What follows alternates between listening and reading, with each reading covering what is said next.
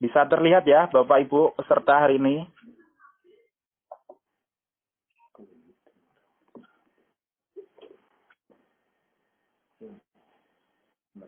Baik, halo, selamat sore. Baik, saya akan menjelaskan terkait kuliah atau kerja ke Jepang dan apa menariknya yang barangkali bermanfaat dan berguna untuk Bapak Ibu sesi hari ini.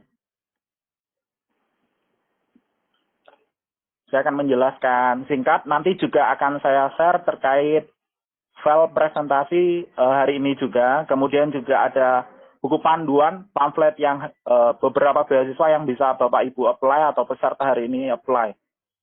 Ya, ini ada beberapa alasan yang menjadi tujuan kenapa beberapa orang yakni tertarik untuk studi atau kerja ke Jepang. Jadi ini saya ambil dari Kedutaan Besar Jepang melalui buku panduannya Chapter 1.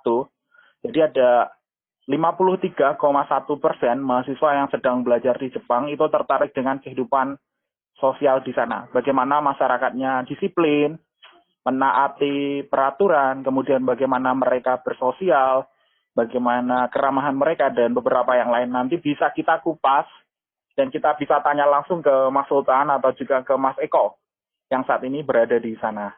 Dan yang kedua, kita bisa belajar bahasa dan budaya.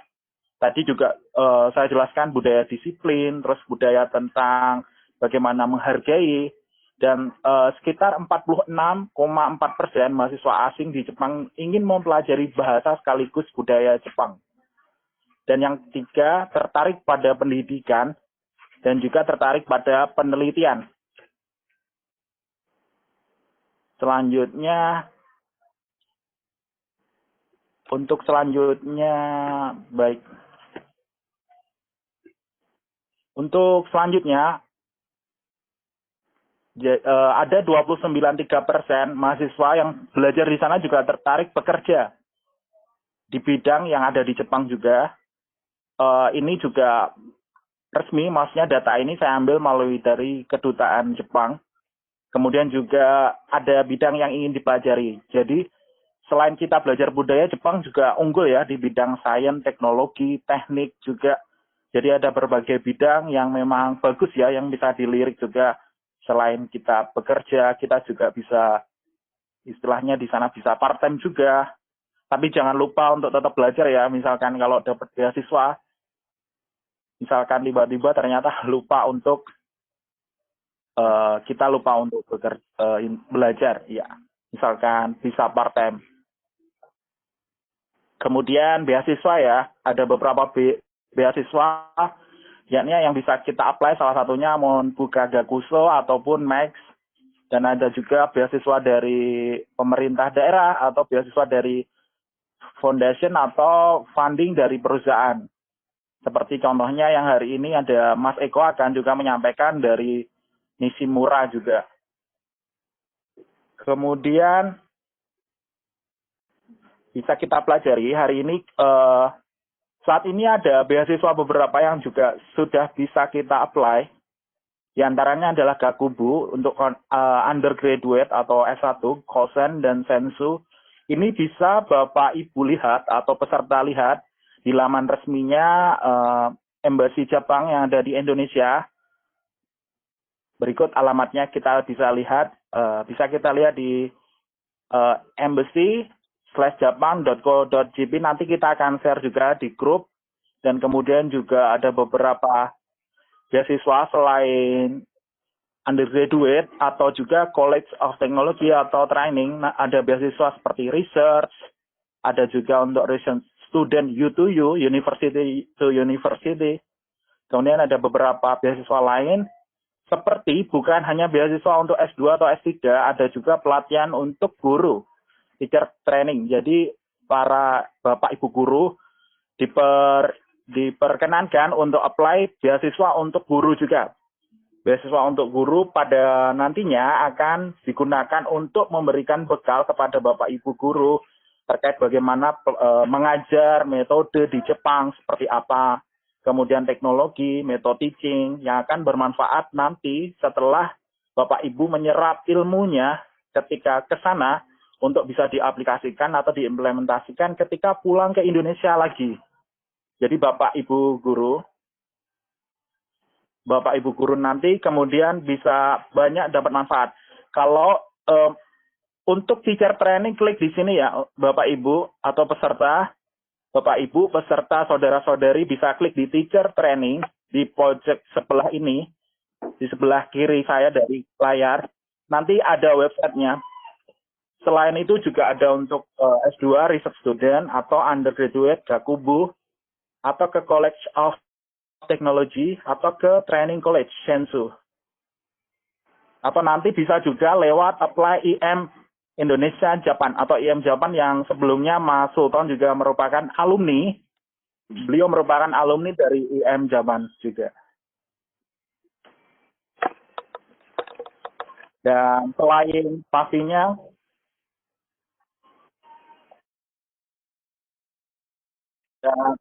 dan pastinya kita bisa lihat selain kerja kuliah, kita juga bisa apply part-time ya, part-time dan juga job karir di Jepang. Juga tersedia di laman resminya, di websitenya, di studyinjapan.co.jp atau Japan, yang kita bisa lihat. Dan informasi ini bisa Bapak Ibu lihat, apply ya. Yang pastinya Ibu Bapak harus tahu deadline-nya kapan, kemudian ada requirement atau persyaratan yang ditentukan apa saja. Jadi misalnya kalau pelatihan untuk teacher training, pelatihannya membutuhkan persyaratan apa saja, Bapak Ibu bisa apply dengan melampirkan persyaratan yang ditentukan tadi. Jadi ada detailnya termasuk dari awal Bapak Ibu pengen tahu mengapa kita harus ke Jepang. Kemudian juga planning studies in Japan, kemudian life in Japan, and job and career in Japan. Bisa kita lihat juga.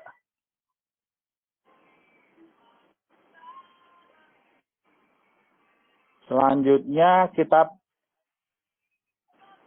bisa kita lihat di sini ada yang spesial beasiswa juga yang saat ini sedang di-apply untuk melanjutkan ke college teknologi atau kosen.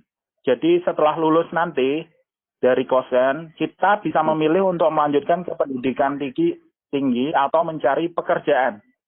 Ataupun juga kita juga bisa apply untuk melanjutkan ke Universitas Nasional.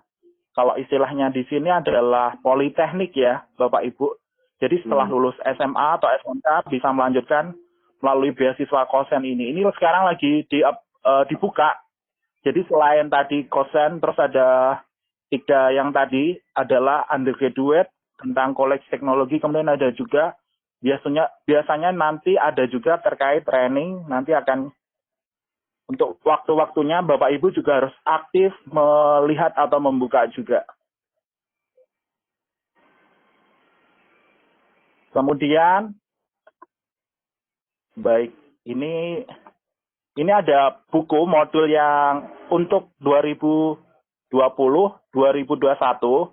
berbahasa Inggris ya Bapak Ibu, Scholarship for International Student in Japan. Bisa, nanti akan saya share juga ke Bapak Ibu. Barangkali bermanfaat juga. Nanti ada beberapa jenis beasiswa yang tadi. Kalau tadi kan ada Max atau Monbuso untuk S1. Jadi selain itu ada jenisnya ini. Bisa kita lihat. Di sini ada Max Scholarship. Kemudian ada JASO. Kemudian ada Scholarship by Local Government and Local International Association. Jadi kemudian yang keempat ada Scholarship for by Private Foundation atau dari funding yang lain. Jadi bisa kita lihat ya Bapak Ibu. Nanti akan di-share. Di sini bisa kita lihat ada JASO. Kemudian saya sebelumnya juga di 2015 tinggal di Jepang juga. Di Matsuyama sama dengan tempat tinggal Mas Sultan juga. Di Ehime juga menempuh pendidikannya. Kemudian ini nanti bisa Bapak Ibu untuk detailnya akan kami share. Bisa Bapak Ibu pelajari dan barangkali bermanfaat, ada berbagai jurusan ya Bapak Ibu. Kalau yang research student, graduate school and student and research student, atau teacher training biasanya diminta minimal usianya adalah di bawah 35 tahun. Jadi di bawah 35 tahun, under ini 35. Atau program-program yang lain seperti undergraduate dari 17 hingga 25 tahun. Kalau Bapak Ibu mau belajar bahasa Jepang juga ada, untuk usianya ada di 18 sampai 29. Japan Studies. Jadi untuk belajar bahasa Jepang, bagaimana mempelajari hiragana, katakana, atau kanji, yang nanti mungkin bermanfaat Bapak Ibu untuk mengenal bagaimana kehidupan mereka di sana nantinya seperti apa.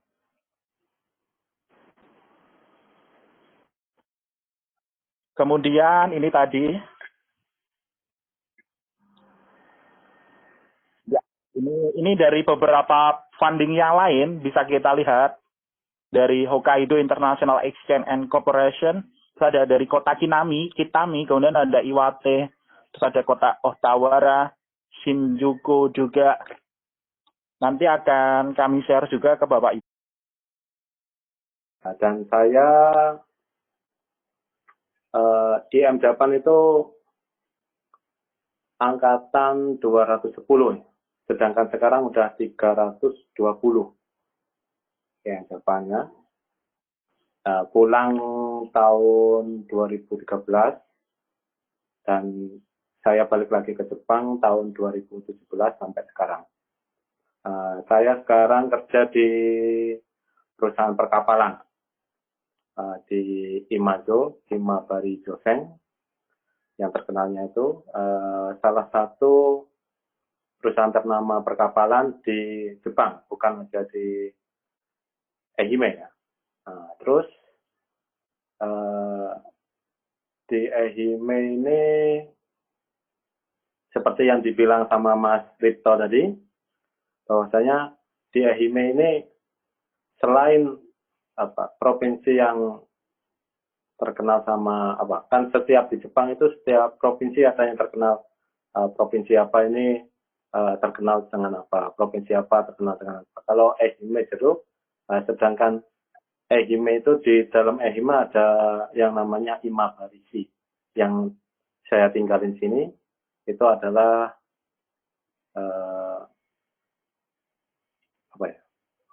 yang paling terkenal adalah handuknya. Gitu. Jadi boleh share gimana Mas? Oke. Jadi kayak di sini saya bisa jelaskan bahwasanya selain dari IM untuk kerja di Jepang, itu banyak untuk program-program seperti saya, ya seperti swasta atau JIP yang di Indonesia. Kebetulan juga di Ehime sini banyak juga anak yang selain IM itu yang kerja di perusahaan perkapalan dan handuk juga, karena di Imabari ini banyak perusahaan handuk. Terus selama saya kerja di Jepang sini, yang saya bisa pelajari adalah selama hidup di Jepang sini, salah satunya yaitu orang Jepang itu disiplin. Disiplin antara lain jam kerja ya. Contohnya jam kerja itu jam 8, dia itu sebelum jam 8 udah masuk ke perusahaan, sebelum jam masuk itu udah siap-siap untuk kerja. Jadi kalau tahu saya sih ya, kalau di Indonesia kurang tahu ya. Soalnya saya juga belum pernah kerja di perusahaan di Indonesia. Jadi kalau di sini selain disiplin kerja, disiplin waktunya itu tentang janjian. Jadi seumpama janjian jam 8, setengah 7 atau jam 7.40 itu udah pasti datang. Itu adalah yang salah satu kedisiplinan orang Jepang. Selain itu kejujuran. Jadi selain barang kita, kalau ada barang yang jatuh, itu pasti dibiarin. Kalau diambil, ya berarti tanggung jawab kita. Maksudnya tanggung jawab kita itu kita harus menyerahkan ke polisi untuk memberitahuan kepada orang yang kehilangan itu ya. Terus kalau budaya itu budayanya seperti gimana ya? Saya bingung sendiri nih.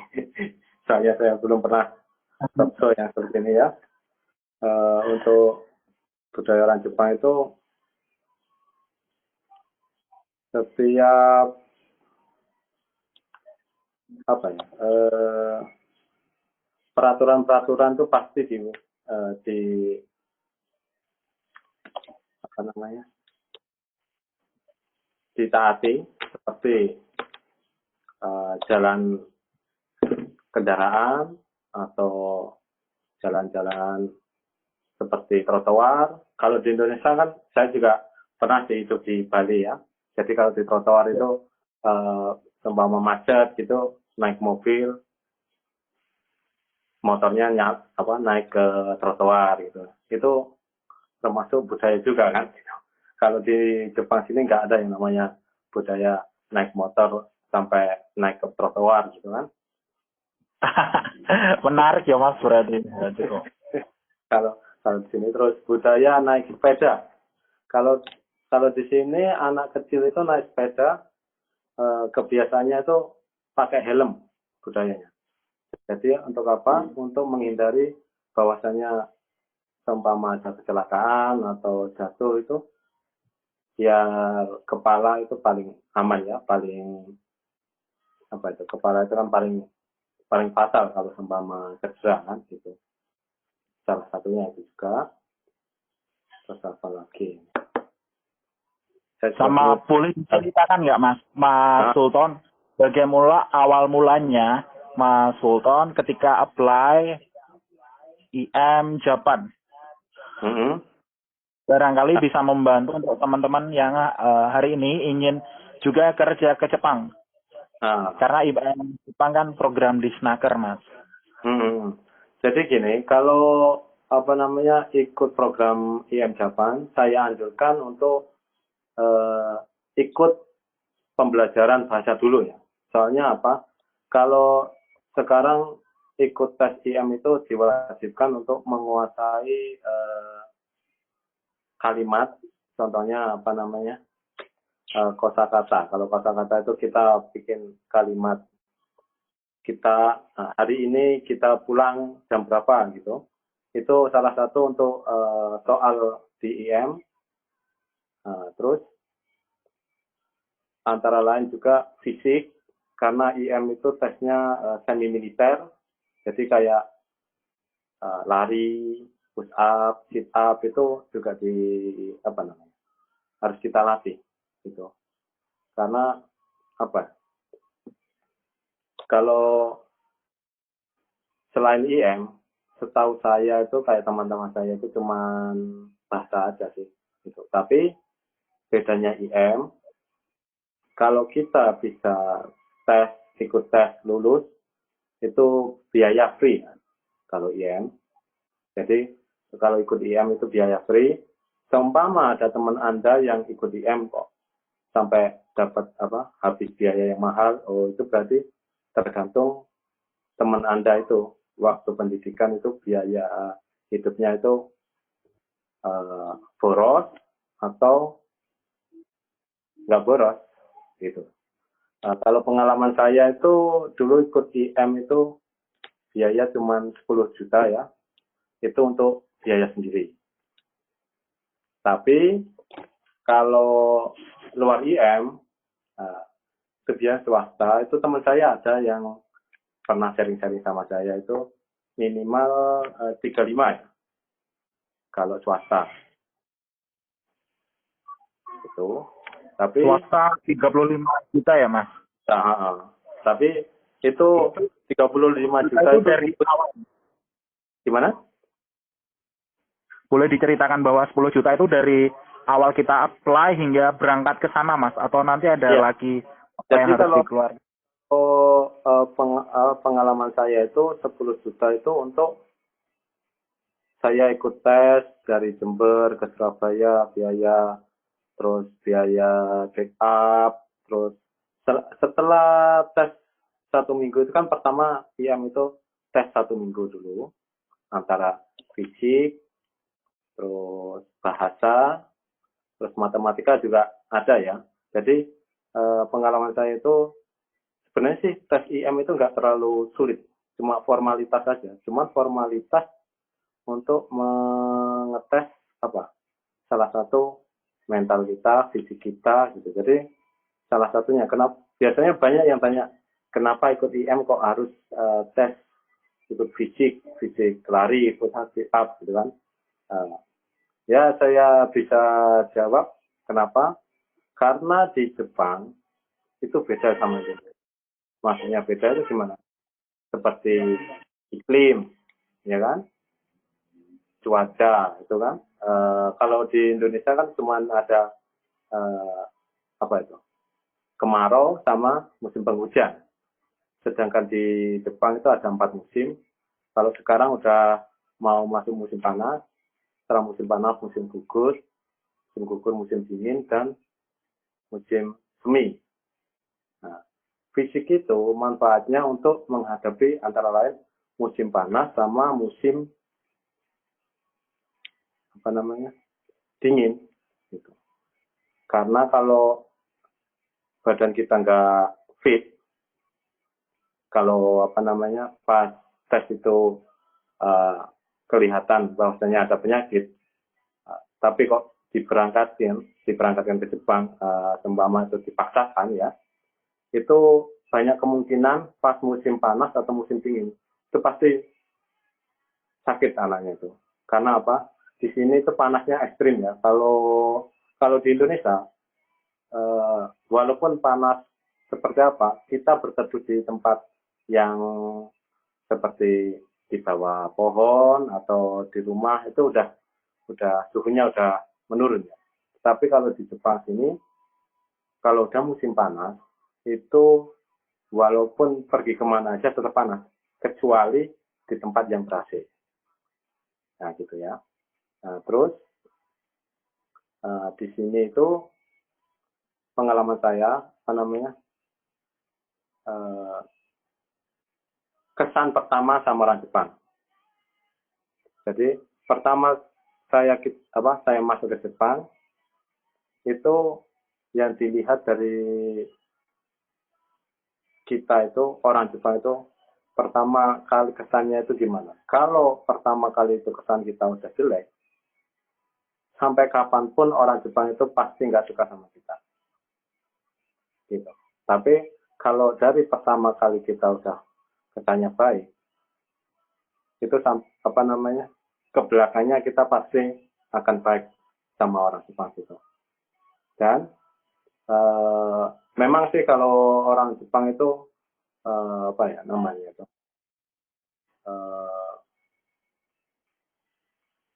Jikang mudah sinai gitu. Jadi kalau dibilang itu sewaktu kerja itu nggak ada yang namanya leda-lede kalau orang Jawa itu ya. Nggak ada yang namanya kita jam kerja kok kita nyantai-nyantai, nggak ada. Malas-malasan ya Mas istilahnya. Nggak ada itu. Kalau di Jepang itu namanya kerja, tetap kerja. Makanya kalau banyak anak yang apa namanya biasanya bilang bosen gitu ya, karena kenapa? Kalau di perusahaan yang apa namanya cuma di bidang itu aja kan satu hari itu gitu terus kan, semua barang A aja yang dikerjain. Iya. Jadi hanya bosen gitu. Tapi ya sebenarnya sih kalau di Jepang itu apa ya, kita harus pintar-pintar jaga kehidupan kita lah. Maksudnya kita waktu kerja ya kerja. Kalau waktu libur ya kita buat enjoy. Contohnya liburan atau main ke teman-teman gitu. Kalau seumpama waktu di Jepang itu nggak ada penyeimbang, ya kita bisa stres sendiri. Kalau pengalaman saya ya. Jadi intinya di sini apa namanya kalau kerja sih enak kalau kerjanya ya. kehidupan juga enak. Cuman intinya itu kita harus bisa bawa situasi lah gitu. Soalnya ya tahu sendiri lah di Jepang sini kan serba disiplin. Contohnya kita kayak di Indonesia mungkin ya bukan Bapak Ibu atau siapa. Saya sendiri juga dulu waktu di Indonesia makan apa sampah tinggal buang-buang. Kalau di sini nggak bisa ya. Kalau di sini udah semua pasti ada tempatnya. Kayak sampah saja itu, sampah dapur itu seminggu ada 2 kali jadwal. Jadi bukan aja sampah setiap hari kita sembama kita keluar makan gitu, enggak. Bukan itu aja. Jadi kayak sampah dapur pun ada jadwal untuk pembuangannya juga gitu. Mas Sultan, boleh juga disampaikan nggak Mas ketika dari IM tadi tesnya apa aja? Kemudian apakah ada tes fisik juga Mas? Barangkali nanti Bapak Ibu atau peserta hari ini ingin tahu tesnya apa aja yang di Mas Sultan kerjain dari awal sampai nanti Mas dinyatakan lolos sama program IM ini. Ya, salah satunya yaitu tes fisik ya. Tes fisik kalau di IM ya, itu jalur IM. Tes fisik lari. Lari itu 3 kilo minimal 15 menit 3 kilo. Tapi kalau peserta itu memang benar-benar niat 3 kilo itu nggak sampai 15 menit. Saya dulu cuma 11 menit sudah kuat. Yang penting sering latihan ya. Terus yang kedua tes fisiknya itu push up itu 35. Nah, 35 itu juga pokoknya fisik itu sebenarnya kita latih terus lah. Push up, fisik, lari sama sit up 25. Setelah itu tes matematika, ya kan? Tes matematikanya itu sebenarnya sih nggak sulit juga sih. Yang saya bilang tadi itu cuma formalitas saja. Maksudnya formalitas tuh soalnya tuh soal anak SD sebenarnya. Mungkin SD kelas 5 atau kelas 4 itu. Cuman yang ditujukan untuk tes matematika itu bukan masalah kita bisa atau enggaknya. Itu tes mental kita ya. Karena kenapa? Waktu saya itu tes matematika 10 soal dalam waktu 10 menit. Jadi kalau kita gugup atau enggak konsentrasi, itu 10 menit itu bisa-bisa ngerjain 7 atau 8. Sedangkan 10 dari 10 soal itu minimal 7 soal harus benar ya. Nah, setelah itu tes wawancara. Wawancara itu seperti kita ditanyain motivasi kita ke Jepang mau ngapain, ya kan? Ya secara tidak langsung sih ke Jepang semua pasti pengen kerja cari uang ya. Saya nggak munafik, saya sendiri juga gitu. Tapi kalau selain kita kerja, kita juga belajar masalah, yaitu yang dibilang tadi dari Mas Victornya, yaitu budaya Jepang, kedisiplinan itu, etos kerja, gitu kan. Terus sama tes terakhirnya itu ada 2 lagi ya. Tes terakhir selanjutnya tes psikologi. Tes psikologis itu ya untuk mengetahui psikologis kita lah. Gitu. Jadi itu soalnya ada 100 soal. Ya, cuman soal ya kayak gitu-gitu aja, muter terus rata-rata sama di soalnya gitu. Tapi kita kan kalau psikologisnya setiap orang kan beda-beda gitu. Jadi pengerjaannya juga beda-beda. Terus yang terakhir itu tes bahasa. Nah, kalau yang zaman saya dulu itu kan karena masih dulu sih, itu nggak terlalu sulit dari saya sekarang ya. Kalau sekarang sudah wajibkan untuk ikut tes itu diwajibkan untuk bisa membuat pola kalimat.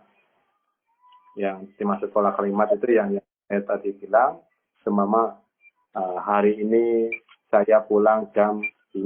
Gitu. Itu harus dipakai bahasa Jepang. Itu contohnya apa namanya berapa kalimat kita harus tulis. Dari situ ada soal bahasa Indonesia, terus kita bahasa Jepangkan. Nah, terus setelah itu kita lulus, baru check up kesehatan ya. Setelah cek kesehatan, kalau sudah lulus semua, kita pulang dulu. Pulang, sudah lulus semua, kita pulang. Ada nunggu kabar dari disnaker lagi, baru kita pendidikan. Nah, enaknya ikut IM, ya, enaknya ikut IM itu satu, kalau kita lulus, terus kita masuk pendidikan, itu bisa dipastikan 4 bulan selanjutnya itu pasti bisa berangkat. Ya, tapi ya intinya gini, kalau kita masuk IM, tes semua lulus, terus masuk pendidikan. Biasanya pendidikan 2 bulan pertama itu di daerah apa namanya Karisden ya. Contohnya seumpama kayak saya dari Jember, saya apa namanya tesnya di Surabaya, jadi waktu 2 bulan pertama pendidikan di Surabaya.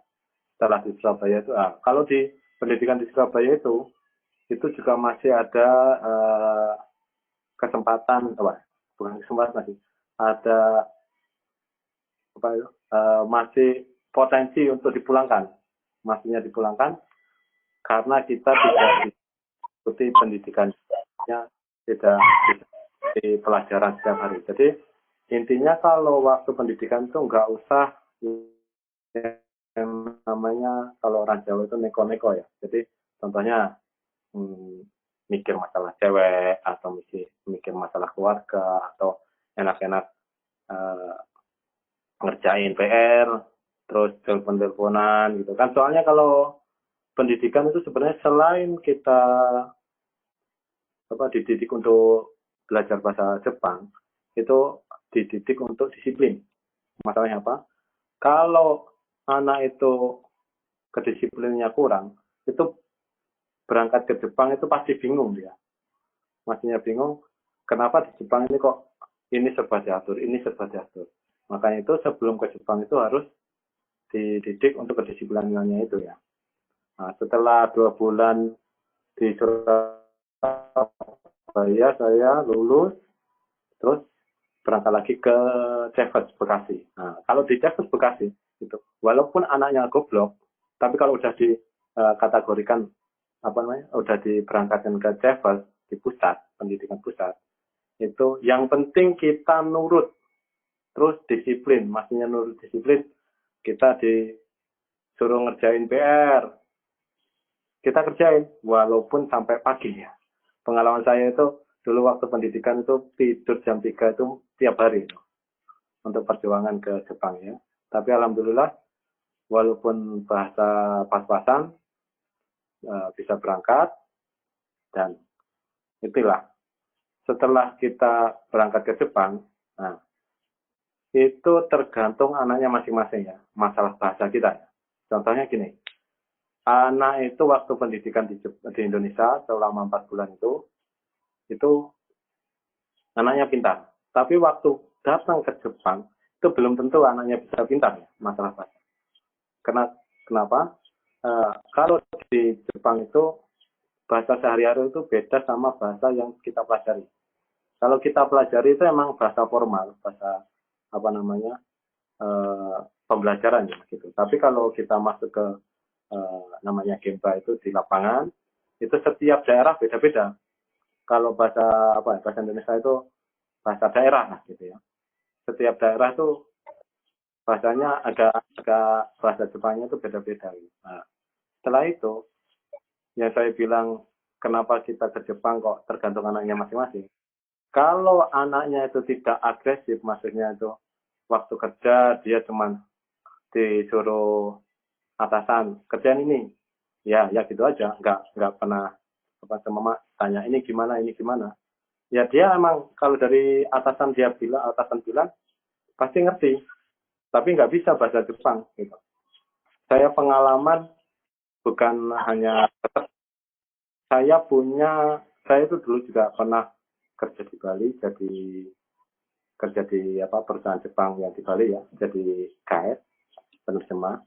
Itu saya punya teman lulusan sastra Jepang, S1 sastra Jepang, tapi sekolahnya di Indonesia.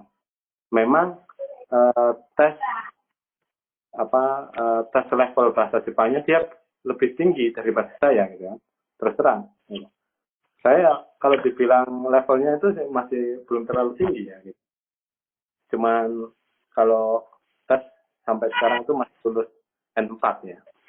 Tapi bedanya kalau orang yang pernah di Jepang terus sering ngobrol sama itu beda. Kenapa? Kalau orang lulusan S1 aja, tapi cuma lulusan S1 sastra Jepang, dia ketemu orang Jepang, orang Jepang yang bilang dia ngerti pasti gitu. Soalnya dia belajar kan.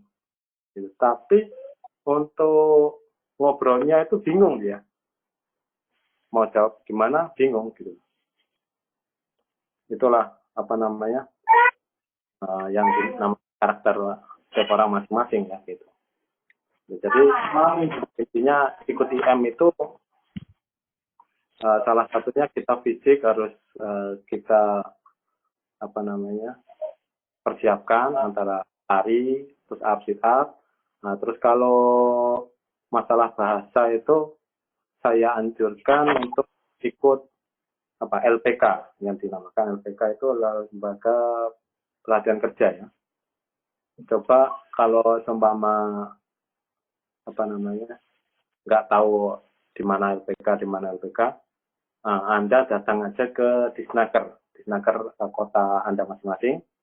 Dari Disnaker itu biasanya ada itu data-data LPK. Soalnya kenapa? LPK itu waktu izin untuk mendirikan LPK itu pasti dia juga datang juga ke Disnaker pastinya untuk mendaftarkan diri ya.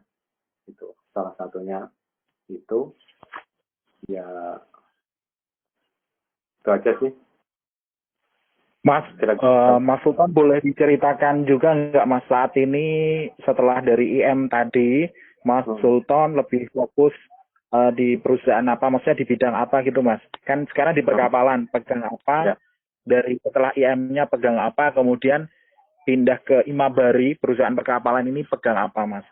Kemudian gitu. Juga sama yang di sana, bukan mahasiswa sih, kan selain Mas Sultan saya juga banyak melihat ya Mas, yang kerja juga ada warga negara Indonesia, tidak hanya kerja di Imabari, mereka juga banyaknya kerja di bidang apa? Apakah ada juga di perkebunan juga Mas? Jadi gini, karena saya itu kalau dibilang anak berpendidikan sih bukan, cuman motivasi saya walaupun sekolah cuman level SMK, tapi sebisa mungkin dan sampai kapanpun tuh kita usahakan untuk belajar. Ya salah satunya belajar bahasa juga, keahlian juga gitu kan. Terus makanya kayak saya dari IM itu saya ceritakan berangkat dari Indonesia, datang ke Jepang pertama kali itu 2010, terus pulang 2013. Setelah itu saya di Bali kerja sebagai guide penerjemah bahasa itu untuk memperdalam bahasa lagi. Nah, setelah itu saya balik lagi ke Jepang karena di perusahaan yang dulu itu saya pikir ya cuma gitu-gitu aja, maksudnya gitu-gitu aja apa? Cuma pegang kren gitu aja kan, jadi nggak ada yang untuk bisa dipelajari lebih mendalam. Jadi saya pindah ke perusahaan pembubutan. Salah satunya kemarin itu perusahaan yang bikin onderdil mesin produksi. Gitu. Nah, terus saya pindah lagi ke perusahaan perkapalan. Nah, perusahaan perkapalan ini yang kenapa saya masuk ke sini, menariknya itu perusahaan perkapalan itu selain apa namanya eh, perusahaan besar itu banyak yang bisa dipelajari. Contohnya kita pemasangan pipa kapal itu dari instalasi minyak atau pembuangan air itu. Makanya saya baru kali ini ngerti kapal segede itu, kayak contohnya apa namanya kapal kontainer apa kargo itu, kok bisa selalu imbang. Baru kali ini ada yang ngerti itu. Ternyata ada yang namanya penyeimbang ya. Terus terang saya masalah perkapalan saya belum pernah tahu. Jadi setelah ini saya baru tahu untuk penyeimbangnya itu. Nah, selain saya di situ ada anak-anak Kensusia yang lain yang kerja di perkapalan juga. Nah, selain perkapalan juga apa namanya tetangga-tetangga saya yang anak Kensusia itu ada yang saya bilang tadi di Imabari, kan saya tinggal di Imabari. Salah satunya kerja di handuk. Bukan gimana ya, bikin handuk gitu ya. Bikin handuk. Ada juga yang bikin kerja menjahit. Itu salah satunya perusahaan yang menyuplai topi anak SD se-Jepang. Itu teman saya itu dari Jogja, kerja penjahitan. Terus sekarang yang paling gencar-gencarnya itu adalah anak-anak perawat, atau walaupun bukan perawat sih, gak apa-apa ya setahu saya itu. Tergantung LPK atau pengirimnya lah maksudnya. Itu pekerjaan jadi pekerja di panti jompo. Itu yang paling banyak sekarang, kerja di panti jompo. Kenapa? Karena di Jepang itu orang lanjut usia tuh tambah kesini tambah banyak banget ya. Kenapa? Karena orang Jepang nggak tahu itu umurnya tuh panjang banget itu. Ada yang sampai 90. Nah, kalau 90 itu rata-rata banyak ya. Ada yang 100 juga itu. Ada yang nenek saya itu umur 85. Ya itu. Jadi selain perkapalan ada yang namanya terjadi. Kalau yang cowok itu biasanya di pabrik. Ya, kalau yang itu biasanya di jahit, perkebunan, atau di jompo. Nah, itu ya. Itu sih. Nah, terus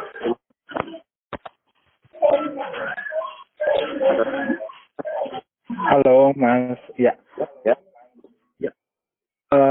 Sama di sana itu kan kita tahu sekali ya Mas, seperti etos kerja, budaya kerja mereka kan sangat bagus, tapi di sisi lain juga kita lihat stresnya tinggi. Boleh di-share juga Mas pengalaman ketika untuk handle manajemen stres Mas Sultan juga, kemudian mereka kerja seperti apa, melihat langsung ya Mas, bagaimana kan perusahaan perkapalan kan juga sangat besar gitu.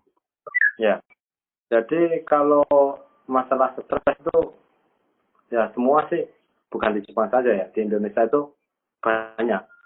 Di Jepang itu bukan masalah stres masalah kerja, tapi stres masalah perekonomian juga bisa kan itu. Jadi kalau yang namanya stres itu wajar sih. Nah, jadi tergantung apa ya, kita bikin suasananya ya. Jadi makanya kayak anak-anak di Jepang itu kan, jujur lah, kalau anak-anak di Jepang itu yang punya Facebook itu wah fotonya melancong ya, itu salah satunya apa namanya penghilangan stres juga, terus bonus untuk orang-orang Indonesia yang kerja di Jepang sini ya gitu. Jadi intinya kita itu harus bisa pintar-pintar bikin suasana enjoy. Jadi kalau biasanya tuh kalau di sini itu ada tipe apa masuk kerja itu berapa ya? Itu dua. Salah satunya tipe masuk kerja itu kalender perusahaan ada yang dua. Jadi kalender perusahaan Setiap Sabtu Minggu libur atau biasanya kadang-kadang Sabtu masuk, jadi minggunya libur. Itu yang satu. Ada yang satu lagi 4 hari kerja, 2 hari mahasiswa libur. Jadi nggak tahu dah itu Sabtu Minggu apa nggak tahu. Yang penting 4 hari kerja, 2 hari libur. 4 hari kerja, 2 hari libur. Kalau yang seperti itu biasanya nggak ada yang namanya libur musiman ya. Kalau yang Sabtu Minggu libur seperti orang kalau di Indonesia itu PNS kalau bilang itu pasti ada dapat liburan musiman. Di sini kan ada yang namanya liburan musiman itu libur musim Golden Week itu musim semi, terus Obong itu musim panas sama Fuyu. Fuyu itu musim dingin ya.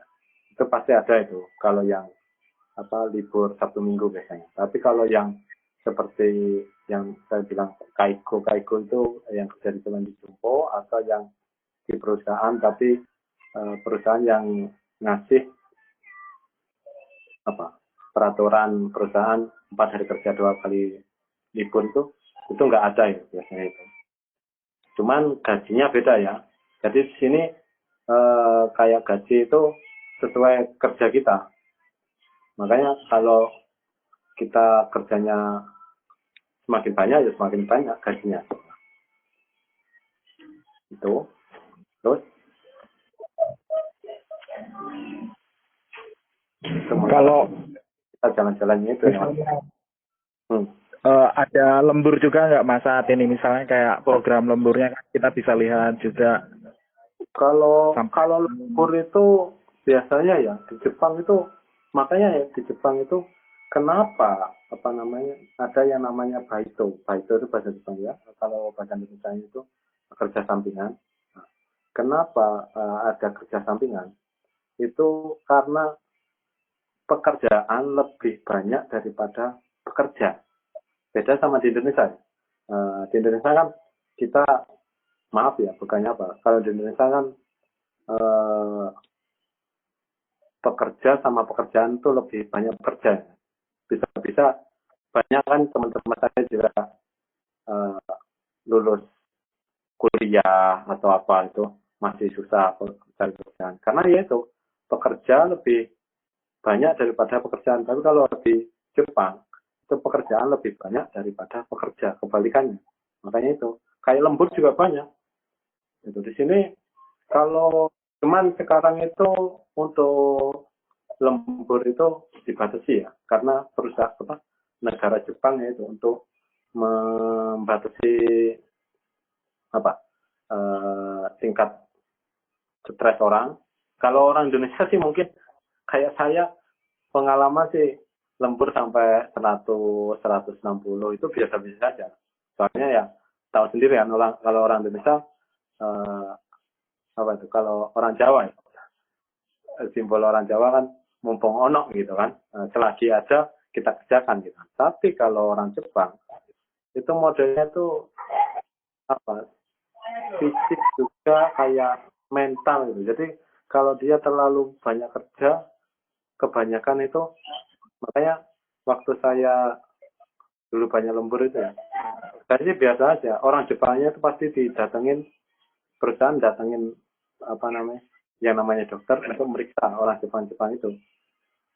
Kenapa? Karena kalau lembur itu biasanya susah tidur.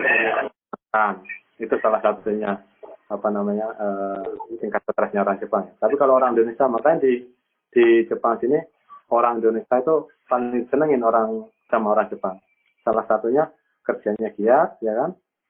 Terus cepat gitu. Jadi selain dibanding orang Jepang itu lebih cepat kita gitu, lebih cepat orang Indonesia, gitu ya. Jadi masalah lembur itu jangan tanya kalau masalah lembur di sini, tergantung kamu kuat apa enggaknya gitu. Bisa-bisa malah nanti pas datang ke sini, saya capek pulang dulu. Nah, itu yang jadi bahaya malah ya gitu. Kalau masalah lembur banyak banget di sini, Jepang sini. Gitu. Terus, gimana lagi Mas?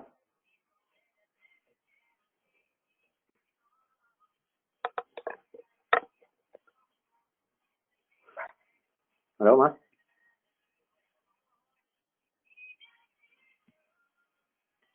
ini kok diam aja nih. Ya itulah. Halo Terus Mas, halo. ya, Ya, saat ini kan juga lagi di musim panas nih Mas. hmm, Kendalanya saat musim panas itu ketika belajar atau hidup di sana seperti apa? Kan kita nah, tahu Mas, kalau dingin dingin sekali, kalau panas hmm, panas sekali. Terus juga eh, waktunya juga ketika puasa pasti kan juga hmm, berbeda ya Mas dengan yang ah, musim dingin. jadi pengalaman saya ya, ini cuman ngomong masalah pengalaman saja sih gitu. Pengalaman saya dulu waktu jadi peserta magang itu kan tahun 2010. Itu kebetulan pas puasanya itu bulan 8. Nah, itulah. Jadi susahnya di Jepang sini. Jadi kalau di Indonesia itu sebagai orang Muslim itu kan pasti apa menjalankan ibadah 5 waktu itu ya. Itu kan rata-rata itu apa subuh sama maghribnya itu kan ya paling sekitar itu aja lah jamnya kan. Tapi bedanya di Jepang, kalau musim dingin itu subuhnya semakin apa agak lambat, terus maghribnya semakin cepat gitu. Jadi kalau musim dingin tuh pengalaman saya itu subuhnya itu hampir jam 6 biasanya. Terus maghribnya jam 5. Kebalikan kalau musim panas itu subuhnya itu jam 3. Terus maghribnya jam setengah 8. Gitu loh. Jadi susah senangnya apa namanya di panas ini kalau apa kita jalanin puasa pas kena musim panas itu. Tapi kan tahu sendiri puasa itu semakin tahun semakin maju kan. Alhamdulillah kemarin tuh bulan 4 akhir itu udah mulai puasa jadi udah mulai cepat gitu. Nah, terus kalau pas musim panas itu biasanya banyak yang namanya Netsusho. Netsusho itu apa namanya? Uh, apa? Kalau di Indonesia itu hibridasi ya. Ke apa? Ionnya itu habis jadi dia bisa pingsan atau apa gitu. Jadi sebisa mungkin kalau waktu musim panas memang kita apa? Bukan semua orang sih suka minum minuman yang apa namanya? Energy drink kayak seperti maaf bukan sponsor sih penambah ion lah gitu, penambah ion gitu kan ya kan banyak Ya, kan yang penambah ion apa ya apa Pak. bla bla. Nah itu Bener nggak ada sponsor ya Mas. ah, Iya iya. Barangkali setelah ini ya Mas mungkin ada sponsor ya. makanya apa namanya uh, itu kalau kalau musim panas tuh saya anjurkan untuk minum minuman yang apa namanya penambah ion lah gitu. Kalau pas kita kerja, soalnya kenapa? Kalau kita cuma minum air aja, itu pasti kita pingsan gitu. Kekurangan yang namanya suibum gitu kan. Kita pingsan gitu. gitu. Makanya itu. Terus kayak di sini yang namanya kalau di Indonesia kan itu ada yang namanya asam itu kan untuk pas musim apa musim kemarau itu biar badan itu lebih enak gitu kan. Kalau di sini namanya ume itu salah satunya juga biar untuk tambah nambah apa namanya apa imun tubuh sih biar gak pingsan gitu. Terus apa minuman yang agak mengandung garam. Terus pokoknya yang menambah itu lah ion lah gitulah. Itu aja sih. Kalau pas musim dingin Ya, uh, diusahakan di sini itu pakai krim, bukannya apa namanya lah kayak cewek laki aja pakai cewek pakai apa namanya krim apa kayak apa ya bla bla bla lah gitu kan. Itu bukannya apa itu karena kalau kita pas musim dingin kalau nggak pakai krim lotion lah intinya lotion itu kulit kita bisa pecah gitu. Kayak kalau orang orang Jawa itu timun tuwek gitu. Jadi apa namanya kulit kita itu apa namanya kering terus pecah-pecah gitu. Bisa-bisa keluar darah ada yang itu. Karena kalau pas bukan musim dingin aja, mulai musim gugur itu kadar kelembapan itu hilang. Di Jepang itu bukan hilang, menurun gitu loh. Makanya kalau pas musim gugur sama musim dingin itu pemerintah Jepang itu menghimbau untuk masyarakat tidak membakar sampah atau bekas daun karena kelembapan udara atau bakar untuk itu kebakaran di kalau terus dingin itu nyuci itu susah untuk kering. Ya emang kita lihat kayak udah kering, tapi dipegang tuh masih aja tetap kayak basah. Itu aja sih. Ya kan kalau dingin ya. Terus kalau musim panas itu ion penambah ion tubuh lah untuk mencegah pingsan.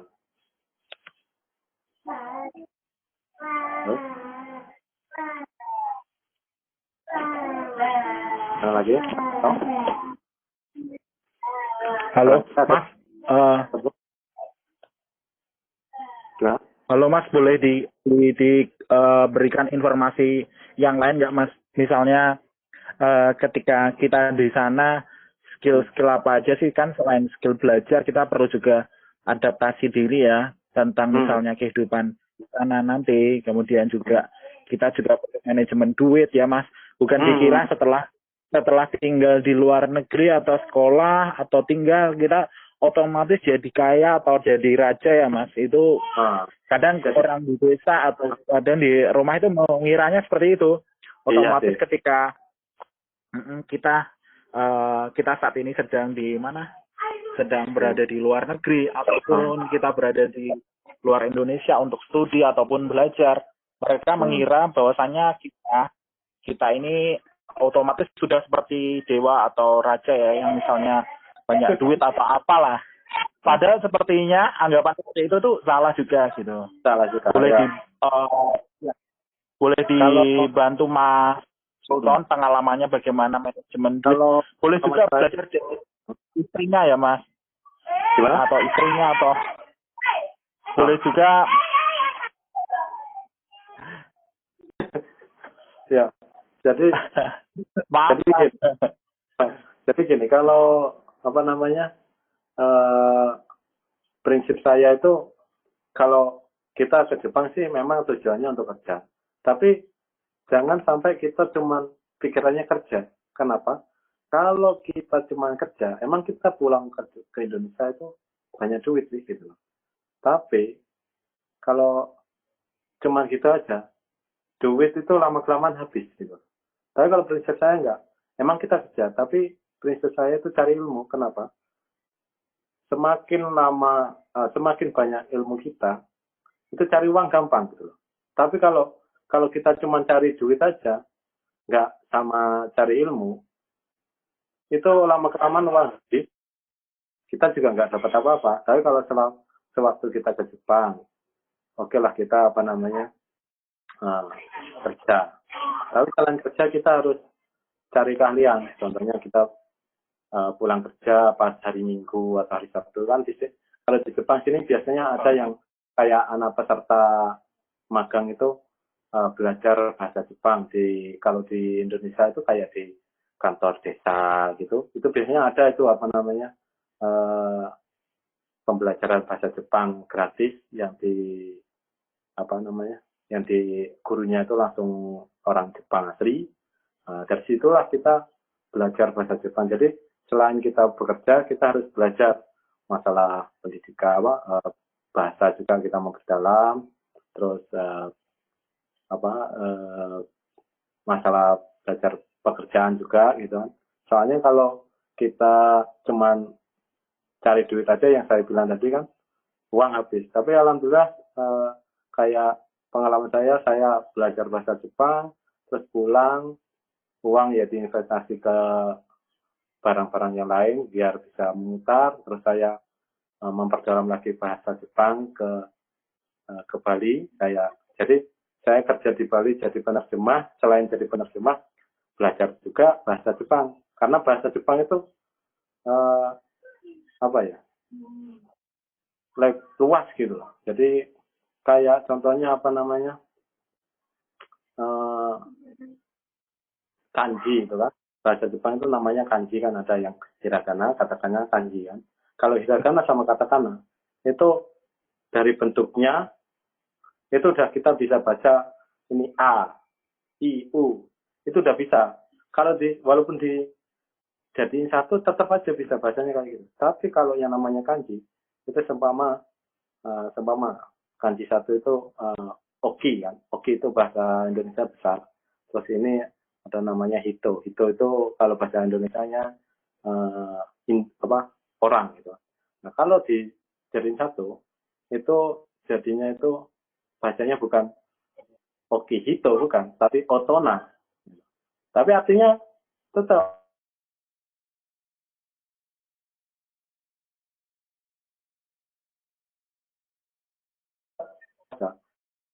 dewasa. Kita selain bekerja harus memperdalam apa yang kita tuju.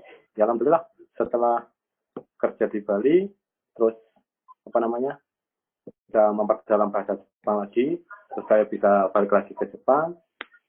Ya, jadi itu kayak sekarang di area perusahaan saya itu banyak perusahaan perkapalan, tapi saya itu di perusahaan saya cuma 3 orang Indonesia ya. Nah, terus tapi kalau di tempat saya itu tempat kerjanya itu kan gede kan perusahaan perkapalan itu. Nah, saya kerjain itu semua orang Jepang itu. Tapi alhamdulillah dari prinsip saya itu jadi nggak cuma kerja tapi kita cari ilmu gitu. Jadi ya ini sekarang dampaknya apa? Bukan dampaknya. Untungnya itu sekarang walaupun kerja sama orang Jepang namanya gitu, itu bahasanya itu bisa nyambung gitu. Karena itu kita di Jepang sini bukan cuma kerja tapi kita juga belajar gitu. Jadi kalau uang apa bisa buat beli apa, tapi uang bukan segalanya kan gitu. Lebih baik ilmunya kan. Kayak tempat yang lain kan juga ada yang kerja di perusahaan otomotif kan, di sini banyak itu yang perusahaan Toyota, Honda apa itu. Jadi kayak di sini teman saya kan ada yang kerja di perusahaan Iseki. Kalau di Iseki itu sekarang di Indonesia adanya di Pasuruan ya. Iseki itu perusahaan peralatan pertanian. Jadi dia kerja di Jepang sini pertama. Nah, terus dia pulang di sana jadi leader sekarang. Karena apa? Karena keahlian dia waktu ke Jepang dia bukan cuma kerja saja, tapi juga benar-benar memperdalami pekerjaannya. Jadi alhamdulillah sekarang dia pulang jadi kerja di Iseki, jadi orang punya jabatan lah gitu. Jadi itu sih. Kalau pesan saya jangan cuma cari uang aja, tapi ilmu juga wajib kita cari selama kita bisa ya. Ya, terima kasih. Terima kasih sekali ya Mas Sultan untuk penjelasannya hari ini. Nanti barangkali ada teman-teman yang mau tanya, nanti kita simpan dulu. Kami informasikan juga buat Bapak Ibu yang ingin bertanya, boleh mengetik melalui kolom chat yang sudah disediakan melalui kanal. Boleh mengetik, nanti boleh bertanya terkait kerja di Jepang bagaimana, ataupun studi di Jepang, karena setelah ini kita akan ada pemateri lain, pemateri yang sekaligus bagus, sangat menarik sekali. Beliau sedang menempuh studi S3 atau pasca sarjana doktoral di Kyoto University, salah satu top 100 QS University in the world, dan juga salah satu universitas terbaik di Jepang. Kita ya. Terima kasih ya Mas Sultan untuk pemaparannya. Tapi jangan pergi dulu ya Mas Sultan, mohon jangan pergi, tetap stay dulu, tetap stay di situ Mas. Jangan pergi. karena kita masih perlu, bukan perlu, kita masih ingin Mas Sultan berada di sana, jangan pergi dulu ya Mas Sultan. Ya, siap, terima kasih juga. Baik, untuk selanjutnya, untuk pemateri selanjutnya, kami persilahkan untuk Saudara Eko. Terima kasih Mas. Kami persilahkan untuk Saudara Eko masuk untuk sesi berikutnya. Iya, jadi kelihatan sekarang gambar Fushim Inari-nya, kelihatan nggak? Kelihatan Mas, kelihatan. Oh, oke. Jadi di kiri pojok itu adalah Fushim Inari. Jadi kalau setiap awal tahun 1 Januari gitu ya, atau 2 Januari, orang-orang tuh akan pergi ke kuil Shinto untuk merayakan ibadah pertama kalinya. Itu buatan Jepang ya. Kemudian di kanan tuh ada Arashiyama, satu tempat yang sangat bersejarah buat orang Jepang. Di situ ada beberapa kuil dan juga kayak apa ya, bambu grove kita bilangnya, hutan bambu. Yang keren banget. Kemudian ini Kyoto Tower adalah salah satu landmark dari kota Kyoto, dan ada Kinkakuji, salah satu kuil Buddha, Zen Buddha yang paling difavoritkan oleh wisatawan kalau berkunjung ke Kyoto. Nah, saya kan kuliah di Kyoto University ya. Jadi seperti tadi Mas Soto bilang, benar kalau Kyoto University itu masuk top 100 university. Lebih tepatnya tuh ranking 38 sedunia dan nomor 2 di Jepang. Siapa nomor satunya? Nomor satunya adalah Tokyo University, ya kayak UI dan UGM gitulah kurang lebihnya ya. Jadi saling bersaing dua univ ini, tapi punya kelebihan masing-masing. Kyoto University ini adalah salah satu univ tertua di Jepang. Maksudnya tertua itu adalah univ publik, salah satu yang tertua di Jepang. Berdiri pada tahun 97. Dulu disebutnya adalah sebagai Imperial University. Jadi sebelum kayak gini, dulu kita nyebutnya Imperial University. Jadi ada 2, Kyoto dan Tokyo. Nah, sekarang ini saya di Kyoto University, di Graduate School Economics, di mana di Kyoto University itu ada beberapa fakultas, ada 10 fakultas, dan ada 18 graduate school, termasuk Graduate School of Economics, dan juga 13 Research Institute. Nah, di Kyoto University inilah jadi salah satu tujuan banyak sekali mahasiswa asing yang ingin belajar di Jepang. Kalau untuk mahasiswa S1 kayaknya masih susah sekali mahasiswa asing masuk ke Kyoto University ya.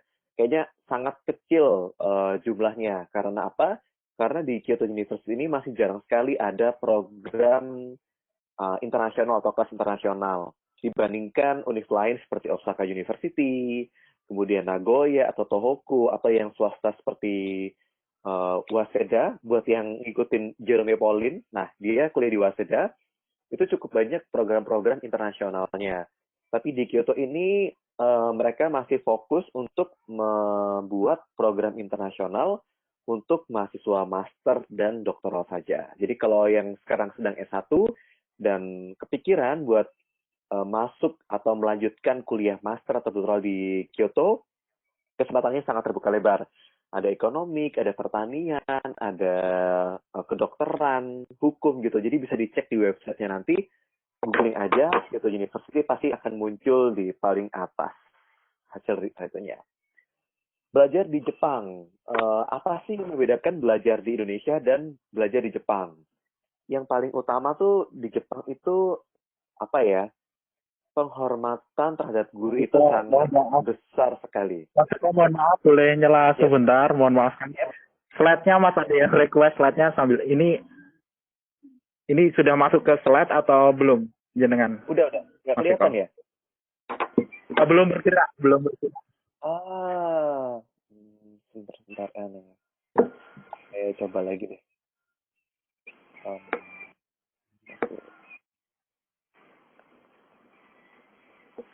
Kalau stop sharing tuh gimana sih caranya? Stop sharing. Ya. Itu tinggal diturunin ke bawah aja sih Mas. Mas slide-nya itu Mas turunin ke bawah. Slide-nya turunin ke bawah. Iya. Oh, ini kayaknya.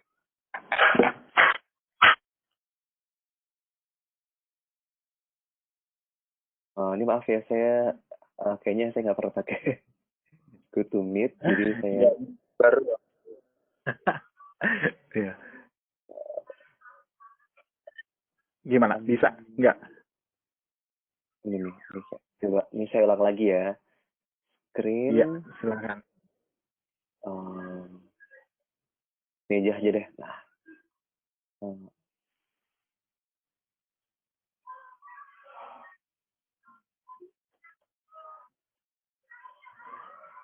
go to meeting. Nih, kelihatan nggak sekarang? Slide-nya belajar di Jepang. Kelihatan sekali, Mas. Bagus, kelihatan sekali. Ya. Iya. Jadi tadi ini ya, kalau saya ulangin lagi ini tentang Kyoto University-nya. Tadi ini adalah gerbang utama Kyoto University. Kalau wisuda atau kalau baru masuk universitas tuh pasti semuanya akan foto di sini. Ini adalah pohon kampora ya yang di tengah-tengah. Adalah salah satu ikon dari Universitas Kyoto. Jadi ini kayak kalau di UI kan ada kayak foto di rektorat, kalau UGM foto di mana. Nah, kalau di Kyoto University ini harus banget foto di sini kalau main ke Kyoto atau ke Jepang suatu saat. Belajar di Jepang, apa sih yang bikin beda antara belajar di Jepang dan di Indonesia? Yang jelas saya merasa kalau di Jepang ini penghormatan terhadap guru itu sangat luar biasa. Di Jepang kan udah pasti mungkin banyak yang tahu ya, kita manggil guru itu udah pakai sensei. Jadi bener-bener orang tuh kalau udah dipanggil sensei itu berarti orang yang sangat dihormatin. Sebenarnya sih sensei itu nggak cuma mencakup guru aja ya, tapi bisa juga dokter, biasa dipanggil sensei. Jadi orang yang dihormatin tuh dipanggilnya sensei. Di sini sejak pertama, jadi jarang banget di sini kita kalau di Indonesia mungkin namanya kayak Pak Profesor siapa gitu, atau Pak Dokter siapa. Nah kalau di Jepang jarang banget orang dipanggil Profesor atau Dokter, tapi langsung sebut nama dan juga sensei. Jadi misalnya gurunya namanya Ripto gitu ya, panggilnya Ripto Sensei gitu. Jadi itu kayak penghormatan banget kepada sensei atau guru kita. Kemudian ini yang tengah adalah sensei, yang kiri adalah senpai. Senpai itu adalah senior kita bilangnya. Ketika kita masuk universitas di Kyoto, kan ada ya tingkat 1, tahun ke-1, 2, 3, 4 gitu kan. Semuanya pasti tahun 1 waktu masuk langsung punya senior, kita punya senpai. Nah, kita kalau punya adik kelas, namanya kohai. Mungkin yang ikut karate biasanya panggilnya senpai atau kohai, udah terbiasa. Nah, di sini interaksi antara saya dengan sensei, saya dengan senpai, atau dengan kohai itu berbeda-beda. Karena kalau tadi berbicara bahasa Jepang ya, bahasa Jepang itu adalah ada kayak tingkat kesopanannya. Ketika ngomong dengan sensei dalam bahasa Jepang, otomatis harus menggunakan bahasa Jepang yang sangat sopan gitu. Kalau ke senpai, ya nggak harus sopan-sopan banget, tapi tetap harus polite lah, tetap harus ya tetap sopan-sopan biasa aja. Kalau ke junior atau ke teman sebaya, nah itu bebas semuanya, lebih ke casual, informal, dengan bahasa gaul boleh. Jadi siapa yang kita ajak ngomong itu sangat berpengaruh dalam bahasa Jepang yang kita gunakan. Itu kalau yang saya rasakan belajar di Jepang ya. Terus tadi juga sempat Mas Rito singgung, apa aja sih beasiswa di Jepang? Banyak banget beasiswa di Jepang itu, nggak cuma 1 atau 2, tapi kayaknya puluhan atau bahkan ratusan. Ini adalah beberapa beasiswa yang terkenal di Jepang. Yang satu adalah beasiswa dari Max. Max ini adalah Kementerian Pendidikan, Kebudayaan, Olahraga, dan Pemuda yang ada di Jepang, kayak Mendikbud kalau di Indonesia ya. Monbuka Gakusho kita biasanya bilangnya. Monbuka Gakusho. Ini ada 2 jalur ya, bisa dicek nanti di websitenya. Ada yang university to university, biasanya ini untuk teman-teman yang direkomendasikan oleh universitas untuk mendapatkan beasiswa, atau bisa juga G2G, government to government, itu yang daftarnya langsung lewat Kedutaan Besar Jepang yang ada di Indonesia. Nah kayaknya kalau nggak salah ini lagi buka mereka, jadi bisa dicek di websitenya untuk tata cara pendaftaran beasiswanya. Ada juga beasiswa JASO. Mungkin ini Mas Yupto pernah dapat juga. JASO ini adalah salah satu organisasi student di Jepang yang biasanya sering sekali memberikan beasiswa-beasiswa tidak hanya buat orang asing tetapi juga buat orang Jepang yang membutuhkan dana untuk sekolah gitu ya. Kemudian juga ada ADB, Asian Development Bank Scholarships. ini beasiswanya yang sangat prestisius juga ya, karena kuotanya sangat sedikit, biasanya hanya 1 atau 2 per negara. Jadi ketika daftar ini tuh sangat terasa sekali kompetisi untuk bisa mendapatkan beasiswanya. Nah, biasanya IDB ini lebih cenderung untuk memberikan beasiswa kepada mahasiswa yang risetnya atau belajarnya tentang lingkungan, tentang engineering, jadi yang sesuatu yang aplikasi yang bisa diaplikasikan di masyarakat. Nah, saya pernah dapat yang Max ketika kuliah S2, tapi hanya 2 tahun saja. Kemudian saya melanjutkan dengan beasiswa dari NISF atau Nishimura Foundation. Nishimura Foundation ini adalah salah satu beasiswa yang diprakarsai oleh Mandom Corporation. Jadi buat teman-teman yang pernah pakai produk Gatsby atau produk-produk yang semacam itulah ya, yang dari Mandom Corporation, nah itu adalah pusatnya di Jepang, di Osaka lebih tepatnya. Jadi mereka itu punya kuota beasiswa banyak banget untuk mahasiswa dari Asia Tenggara, termasuk Indonesia tentunya ya. Dan biasanya ada 30-50 orang per batch yang mendapatkan beasiswa. Jadi kalau teman-teman tuh pusing, aduh, kuliah di Jepang kira-kira bisa dapat beasiswa nggak ya? Bisa banget karena di sini terutama dari Indonesia ya, banyak sekali beasiswa-beasiswa itu yang syarat utamanya adalah mahasiswa berasal dari Indonesia atau dari negara-negara tertentu. Nah, biasanya Indonesia selalu masuk di list negara yang eligible untuk mendapatkan beasiswa. Apa aja sih yang perlu disyaratkan ketika mau daftar beasiswa? Ya, yang tentunya adalah research plan atau rencana riset yang akan dikerjakan selama sekolah di Jepang. Yang kedua, harus bikin surat motivasi. Motivasinya tuh kenapa sih kok pingin banget bisa sekolah di Jepang? Terutama kenapa pengen mempelajari topik tertentu. Nah, itu harus dijelaskan secara rinci dan jelas gitu ya. Motivasinya apa dan apa yang pengen kita dapatkan ketika sudah lulus dari program tersebut. Nah, nanti mungkin Mas Toto bisa bikin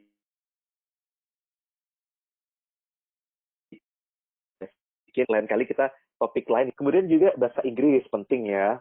Terutama kalau program yang ingin didaftari adalah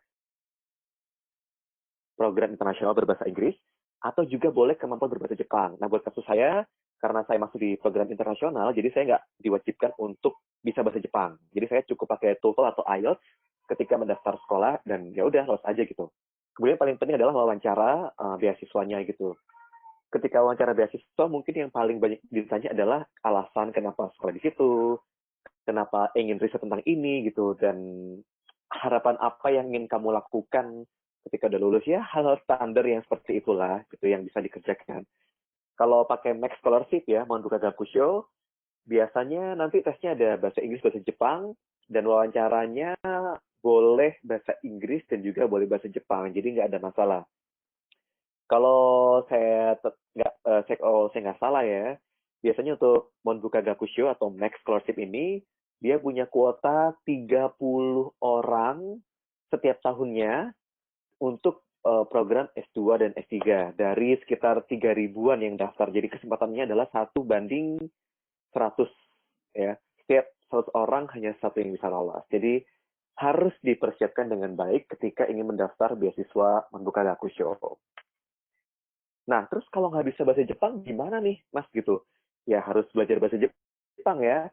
Buat teman-teman yang udah belajar bahasa Jepang mungkin nggak asing dengan istilah JLPT atau Japanese Language Proficiency Test yang tadi juga sempat disinggung sama Mas Suyono kalau nggak salah. Atau dalam bahasa Jepangnya adalah Nihongo no Ryoku Shiken. Apakah Mas Heru pernah ambil JLPT? Ya, saya pernah ambil JLPT tapi belum lolos. Jadi saya masih terus belajar agar bisa lolos berikutnya.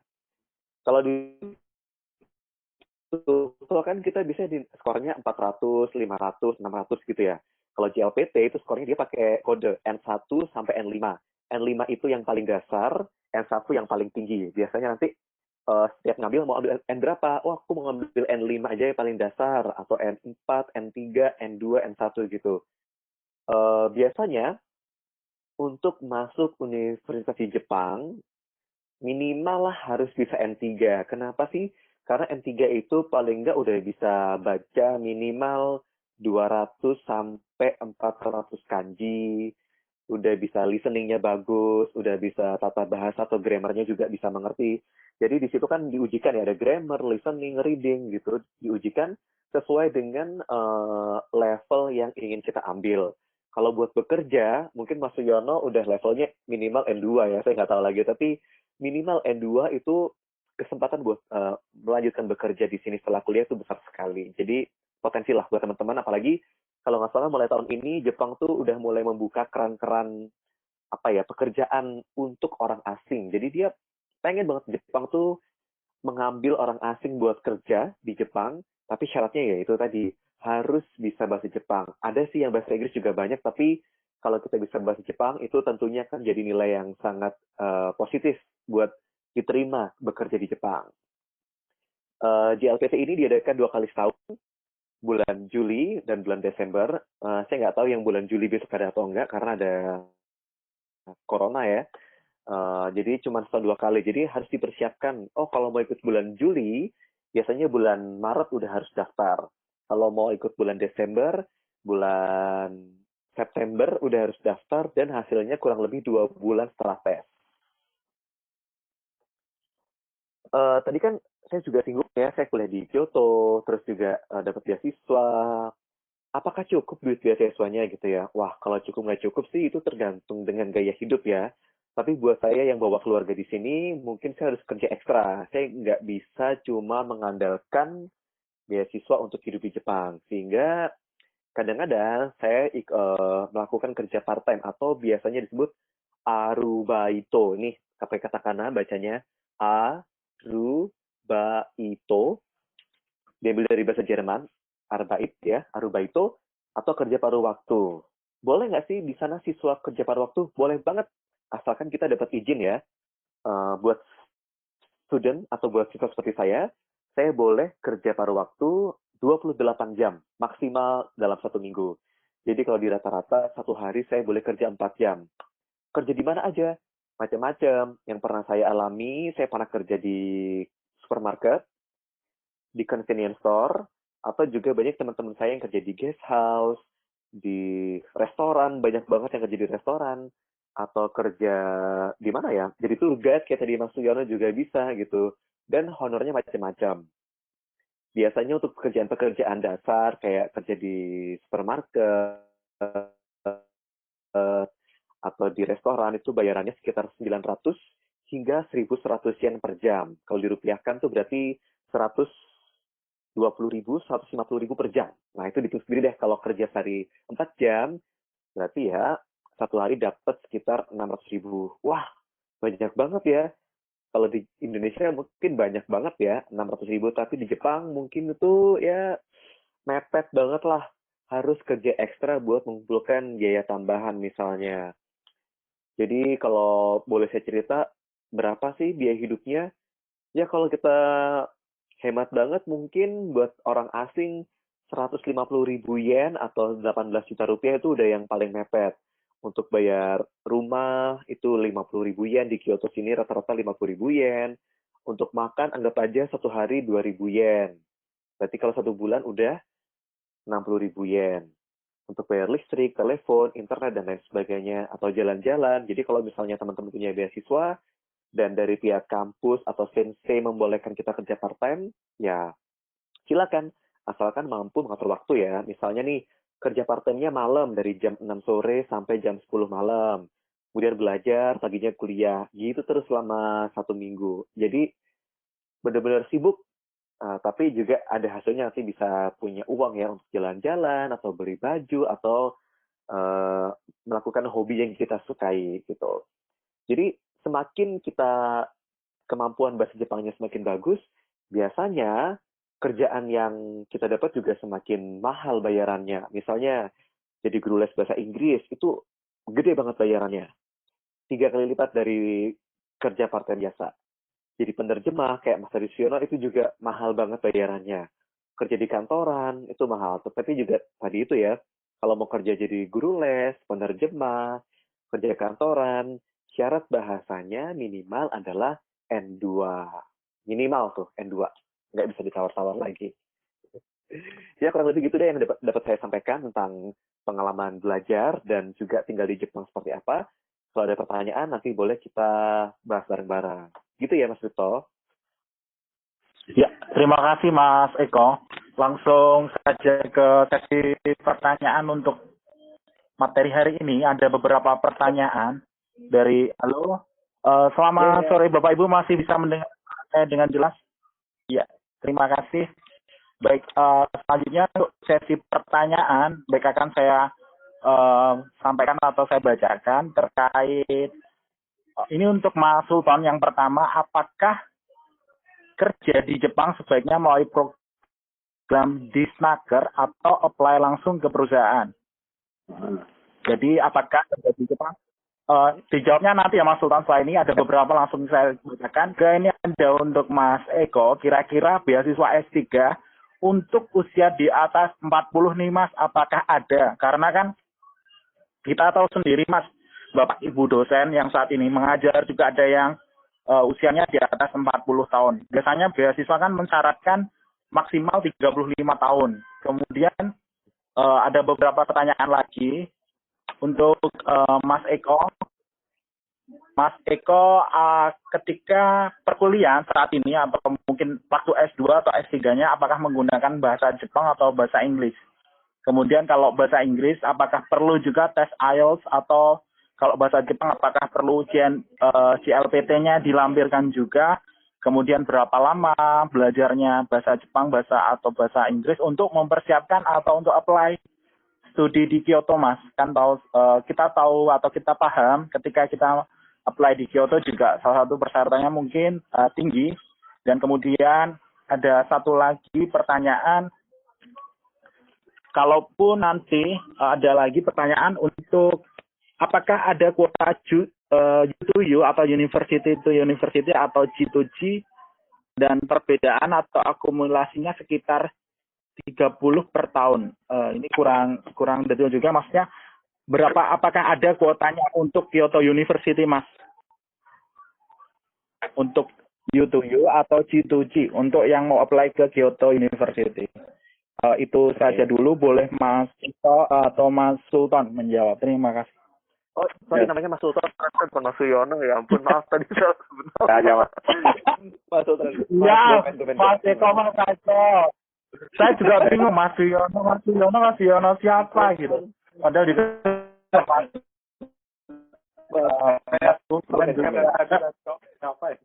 Jadi gini, pertanyaan saya itu untuk program awal ya. Biasanya kan anak yang baru mau ke Jepang itu kan belum pernah ke Jepang, terus belum tahu situasi Jepang seperti apa. Itu saya anjurkan untuk ikut program IM atau ikut swasta gitu.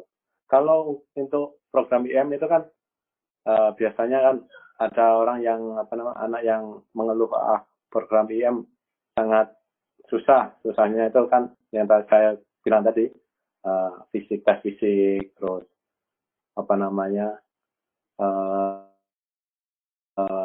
tes bahasa juga. Kalau swasta kan yang penting kita ikut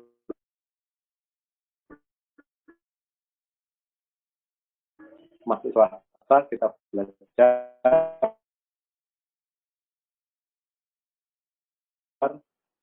Tapi untuk swasta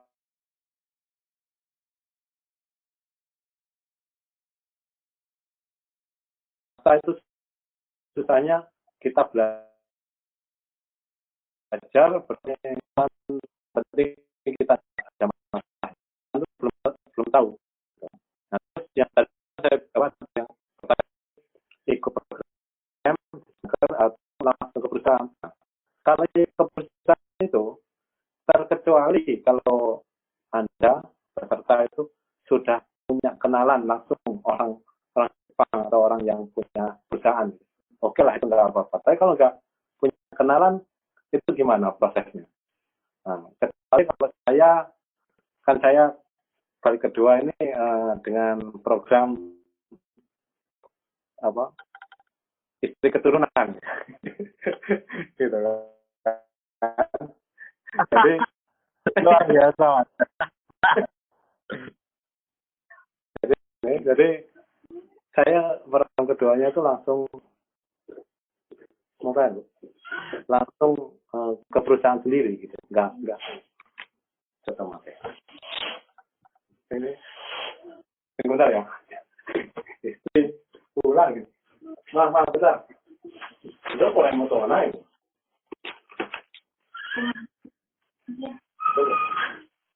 Maaf, bentar.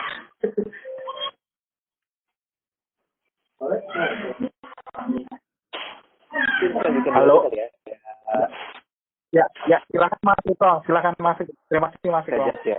Oke, tadi saya jawab beberapa pertanyaan yang udah disampaikan ke saya. Apakah saya di sini pakai bahasa Jepang, pakai bahasa Inggris? Karena saya daftar di program internasional yang tadi sudah saya sebutin. Jadi perkuliahan semuanya dalam bahasa Inggris, termasuk tesis yang harus saya tulis gitu. Tetapi ya cuma di kelas doang ngomong bahasa Inggris, di luarnya tetap terus bahasa Jepang gitu. Jadi di awal-awal saya sempat yang bingung karena saya datang ke Jepang tuh hampir nggak punya kemampuan bahasa Jepang. Jadi saya harus ikut kelas bahasa Jepang dulu yang disediakan oleh universitas. Tapi itu nggak wajib sifatnya, jadi boleh ambil boleh enggak. Tapi untuk perkuliahan yang saya spesifik di ekonomi, saya semuanya pakai bahasa Inggris. Gitu. Mungkin ini Mas Sultan bisa lanjutin lagi. Nanti saya jawab lagi yang pertanyaan yang lainnya. Sama ini Mas, boleh dilanjutkan. Oke, silakan Mas Sultan. Yang tadi kan tahun kemarin itu kan saya kebetulan Pak Nusron itu kan ketua BNP 2 TKI, terus sama Pak siapa itu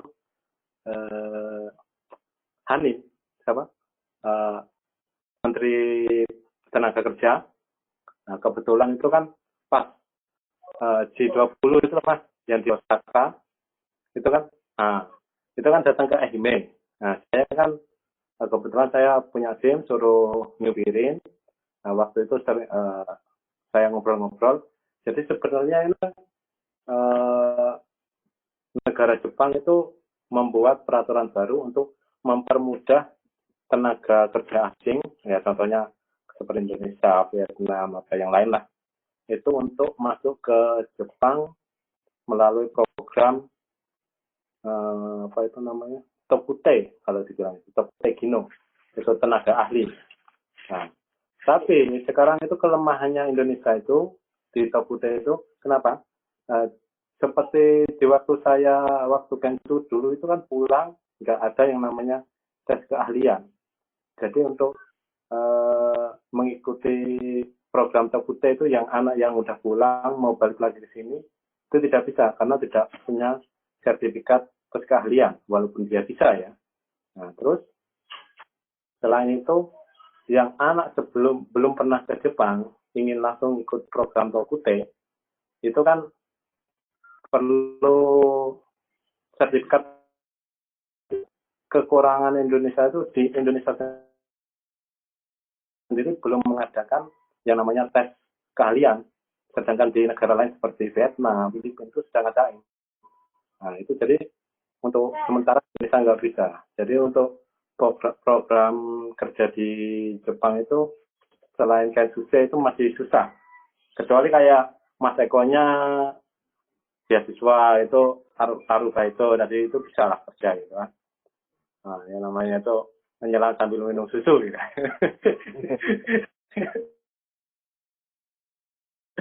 Kan gitu Pak. Tapi seru banget sebenarnya Arubaito itu ya, karena bukan hanya dapat uangnya itu ya Mas Sultan ya, tapi juga bisa kemampuan untuk beradaptasi dengan orang Jepang, bahasa Jepangnya biar semakin lancar. Jadi sangat banyak keuntungannya ketika kita Arubaito tadi itu ya Mas. Arubaito. Makanya saya bilang tadi itu kerja orang yang pernah ke Jepang sama orang walaupun sudah lulus S1 bahasa Jepang itu beda itu bahasanya.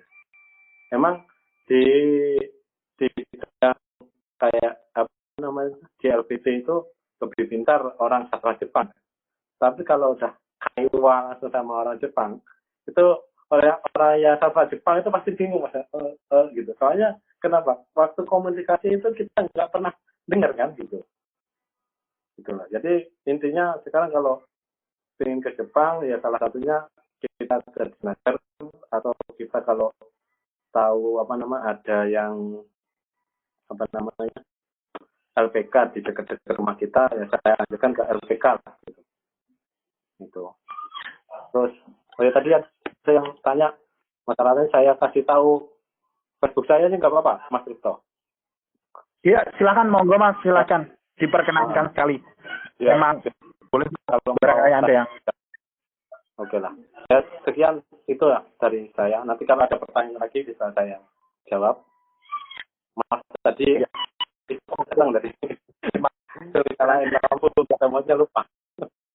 Kita lanjut yang dari saya dulu Boleh. ya, Mas Rito, Mas Sultan. Boleh. Oke, Boleh, tadi Mas.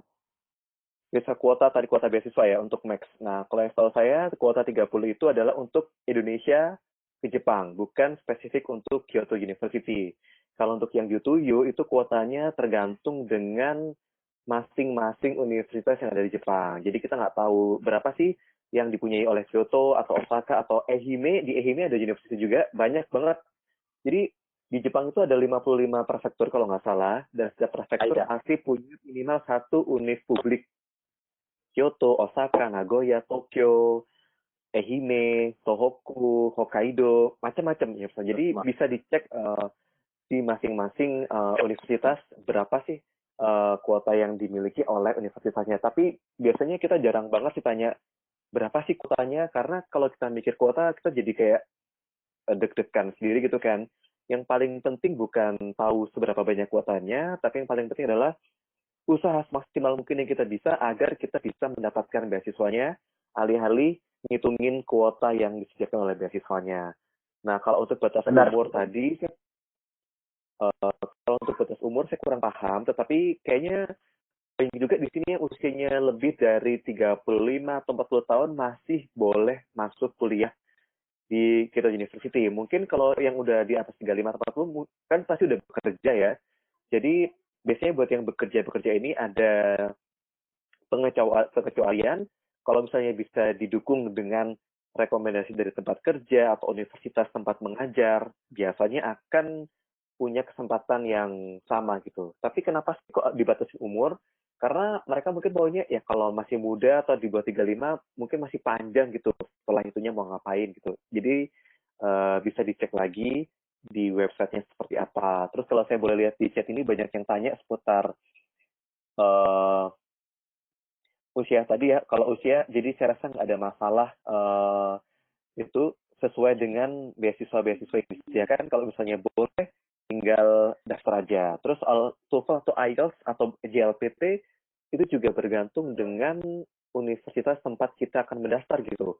Kalau biasanya sih untuk S2 S3 jarang sekali ada syarat ILPT. Biasanya pakai IELTS kalau programnya internasional. Jadi mereka juga pengen tahu apakah calon mahasiswa ini punya kemampuan yang cukup untuk menulis tesis atau disertasi dalam bahasa Inggris dengan menunjukkan sertifikat TOEFL yang kita miliki gitu.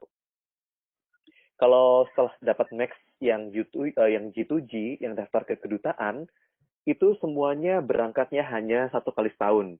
Ketika dinyatakan dapat tahun itu, berarti akan berangkat tahun depan bulan April. Jadi selalu seperti itu. Tetapi tahun ini karena ada corona, jadi ada beberapa penundaan. Saya nggak tahu seperti apa penundaannya, tapi yang jelas untuk Max sendiri itu berangkatnya selalu bulan April. Untuk di Jepang itu tahun ajaran baru dimulai April dan Oktober. Untuk kelas internasional biasanya masuknya Oktober, untuk kelas bahasa Jepang biasanya masuknya April gitu ya. Terus apakah ada step-stepnya untuk apply program? Yang pasti kalau mau apply sekolah di Jepang, harus kenal dulu sama calon dosen pembimbing atau supervisornya. Kalau kita udah dapat supervisornya, biasanya step-nya akan lebih mudah. Dari mana kita tahu apa kenal supervisor? Ya mungkin dari conference, dari ketika ada seminar di Indonesia gitu. Kenalan aja sama supervisornya, dan bilang, saya background-nya ini saya pengen kuliah di Jepang nih, bisa nggak? Nanti dia akan kasih tahu tuh, oh ini sesuai dengan bidang saya, kamu boleh daftar dan sebagainya. Jadi ikutin step-step yang sudah dijelaskan oleh masing-masing jurusan atau universitas. Gitu ya. Ada yang belum terjawab ya. Ini mungkin ada yang tanya, katanya di Jepang Ada. banyak bencana gitu.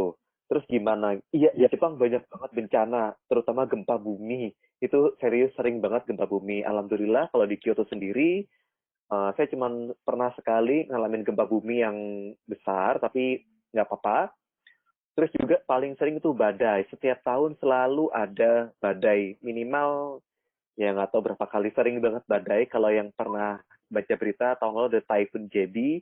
Itu typhoon terbesar atau typhoon terdahsyat selama 25 tahun terakhir. Tapi ya, apa ya, kalau orang pemerintah Jepang itu sudah sangat siaga dengan bencana dan segala macamnya, ya jadi kita percayakan saja. Dan tentunya kalau kita punya Tuhan atau punya keyakinan masing-masing, ya sudah berpegang teguh dengan keyakinan masing-masing. Kalau kita waktunya selamat, ya tetap akan selamat. Kalau waktunya enggak, ya berarti usianya cukup dulu. Tapi kalau untuk bencana, di Jepang banyak bencana, tetapi juga pemerintahnya sudah sangat memadai untuk menanggulangi bencana.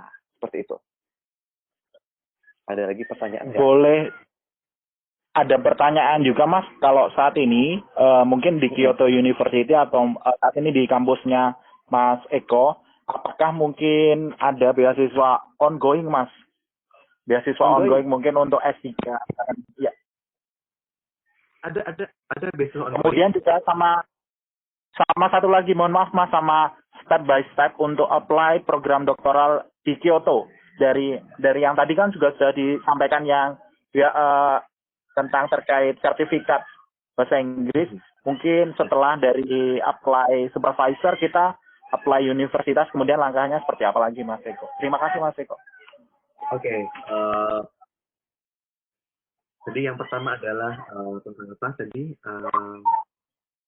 Kok saya jadi lupa? Bukan. Ongoing Mas, ongoing, beasiswa ongoing. Ongoing ada. Jadi di sini banyak sekali beasiswa ongoing. Biasanya beasiswa ongoing ini diberikan oleh perusahaan-perusahaan swasta. Jadi ya kita masuk dulu ke Universitas Kyoto, bayar SPP pertama, nanti biasanya universitas itu atau fakultas selalu nanyain gitu, kamu kan dari Indonesia, punya beasiswa nggak gitu? Kalau nggak punya beasiswa, ayo kita kasihkan. Jadi banyak banget di sini beasiswanya gitu. Nominalnya juga macam-macam, ada yang cuma 50.000 per bulan, 100.000, 120.000. Jadi nggak terbatas kayak cuman max atau jaso aja. Banyak sekali beasiswanya, asalkan mau cari gitu. Nah biasanya pihak fakultas akan bantuin cari beasiswa ongoing untuk membantu mahasiswa yang kesusahan. Kalau SPP-nya berapa sih di Kyoto? SPP di Kyoto itu saya bayarnya untuk yang sekarang ini S3, saya bayar SPP sendiri. Jadi beasiswa saya cuma mencakup uang saku. Jadi saya bayar SPP itu 1 tahunnya, per tahun biayanya adalah 560.000 yen. 560.000 yen itu kalau dirupiahkan dengan kurs sekarang, kira-kira jumlahnya sekitar 70 juta per tahun. Tetapi buat mahasiswa asing yang kesulitan untuk membayar SPP, biasanya kita boleh mengajukan keringanan. Alhamdulillah di semester lalu saya mendapatkan keringanan untuk membayar 50%. Jadi saya cuma cukup bayar untuk semester pertama itu sekitar 130.000 yen atau 15 juta rupiah. Itu menurut saya ya, itu murah banget dengan fasilitas yang saya dapatkan ketika kuliah di Kyoto University. Karena kalau kita di Indonesia juga banyak banget kan ya, untuk kuliah S3 itu SPP-nya mahal banget. Bahkan teman saya, wah kalau dapat diskon SPP sih 15 juta per semester tuh murah banget. Di Jakarta untuk kuliah doktoral aja itu bisa sampai 20 juta, ada yang 20 juta, 30 juta, dan masih harus bayar A, B, C, D segala macamnya. Jadi bisa, asalkan ada kemauan, bisa banget untuk kuliah bayar sendiri, disambi dengan cari beasiswa ongoing, dan juga kerja part-time atau aruba itu yang tadi kayak saya bilang. Step by step seperti apa? Yang pasti pertama tadi cari supervisor, yang paling penting, kemudian siapkan semua dokumennya, Karena di tes tahap pertama itu adalah mengumpulkan dokumen-dokumen yang diperlukan. Research plan, motivation letter, ijazah, transkrip nilai, surat rekomendasi, sertifikat TOEFL, atau JLPT, dan lain sebagainya dikumpulkan. Setelah dokumen tadi dinilai, bagaimana research plan-nya, diumumkan siapa yang lolos. Biasanya dari tahap awal ke tahap kedua itu cuma sepertiga yang lolos.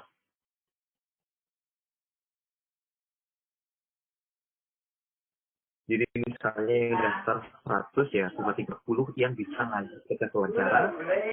Di tes wawancara nanti kalau di tempat saya, kuota mahasiswa doktorannya cuma 5 orang per tahun, satu program ya, satu program.